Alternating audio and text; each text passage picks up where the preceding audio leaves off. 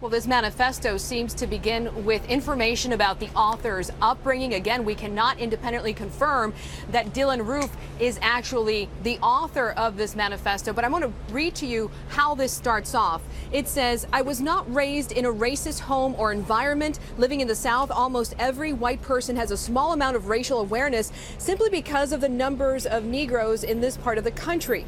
But it is a superficial awareness. Me and white friends would sometimes watch things that would make us think that, quote, blacks were the real racists and other elementary thoughts like this, but there was no real understanding behind it." Now, the manifesto goes on to say, talk about the Trayvon Martin shooting, saying, quote, "The event that truly awakened me was the Trayvon Martin case. I read the Wikipedia article and right away I was unable to understand what the big deal was.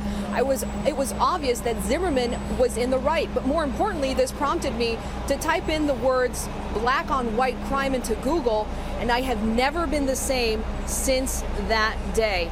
The manifesto ends with the following: "I have no choice. I am not in the position to go into the ghetto and fight alone. I chose Charleston because it is most historic city in my state and at one time had the highest ratio of blacks to whites in the country. We have no skinheads, no real KKK, no one doing anything but talking on the internet. Well, someone has to have the bravery to take it to the real world, and I guess that has to be me."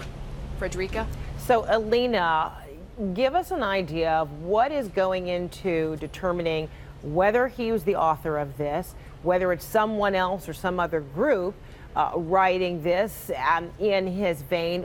What kind of investigations is taking place right now to learn a little bit more about where this comes from and from whom? It's tough. That's going to be the challenge because he is in custody and it's difficult to really authenticate and figure out if he is in fact the author of this manifesto. But we know that the website appears to have been launched in February, but it just surfaced online on social media today.